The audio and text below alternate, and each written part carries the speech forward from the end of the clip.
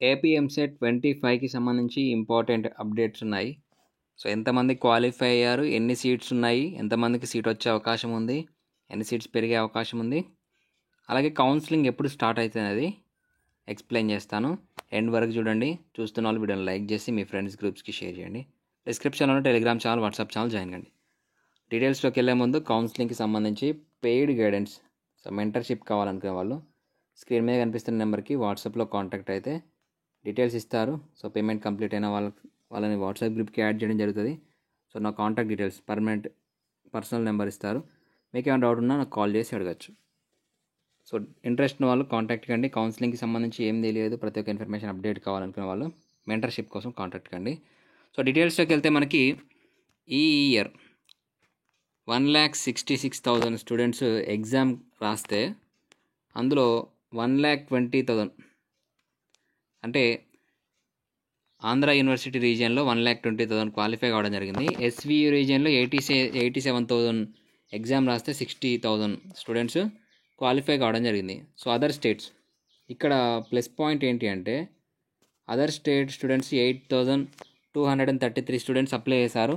So మనకి ఈ year AP స్టూడెంట్స్కి ఏపీలోనే కౌన్సిలింగ్ ఉంటుంది కాబట్టి వేరే అదర్ స్టూడెంట్స్కి పాసిబిలిటీస్ లేవు కాబట్టి సో ఈ 8,000 స్టూడెంట్స్ అనేది లెస్ అయినట్లే. ఇది ఇంజనీరింగ్కి సంబంధించి. అగ్రికల్చర్ విషయానికి వస్తే ఆంధ్ర యూనివర్సిటీలో 41,000, శ్రీ వెంకటేశ్వర యూనివర్సిటీలో 24,000, అదర్ స్టేట్ వాళ్ళకి సంబంధించి 1,500. సో ఇది మనకి కాంపిటీషను.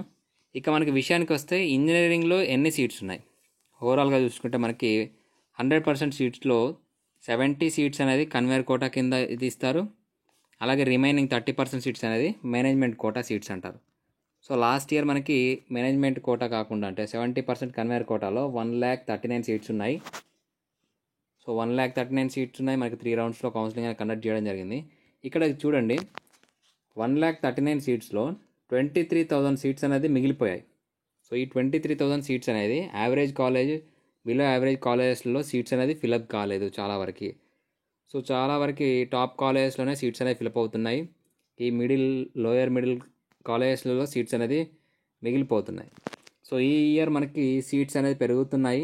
సో లాస్ట్ ఇయర్తో కంపేర్ చేస్తే 1,39,000 అంటే ఒక 5 నుంచి 10,000 సీట్స్ అనేది, సో అట్లీస్ట్ 5,000 సీట్స్ అనేది పెరిగే అవకాశం అయితే ఉంది. ఎస్పెషల్లీ సిఎస్సి స్పెషలైజేషన్లో సీట్స్ పెంచుకోవడానికి గవర్నమెంట్ ఈ ఇయర్ పర్మిషన్ ఇస్తే సీట్స్ అనేది పెరుగుతాయి.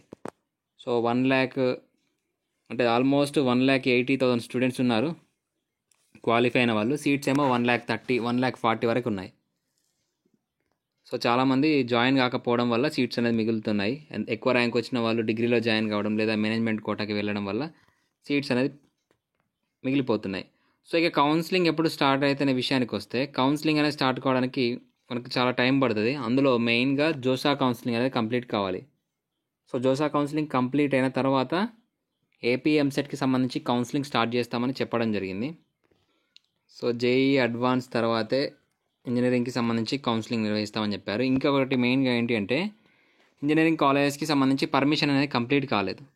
సో ఆ కాలేజెస్కి సంబంధించి అఫిలియేషన్ ప్రాసెస్ కంప్లీట్ కావాలి అంటే ఆ కంప్లీట్ అయిన తర్వాత మనకి కౌన్సిలింగ్ డేట్స్ ఇస్తారు. ఈలోపు ఏమైనా అప్డేట్ వచ్చినా దేనికి సంబంధించి ఇన్ఫర్మేషన్ ఉన్నా మళ్ళీ మీకు ఇన్ఫామ్ చేస్తాను కాబట్టి సబ్స్క్రైబ్ చేసుకోండి. డిస్క్రిప్షన్లో Telegram channel, WhatsApp channel join అవ్వండి. Thank you.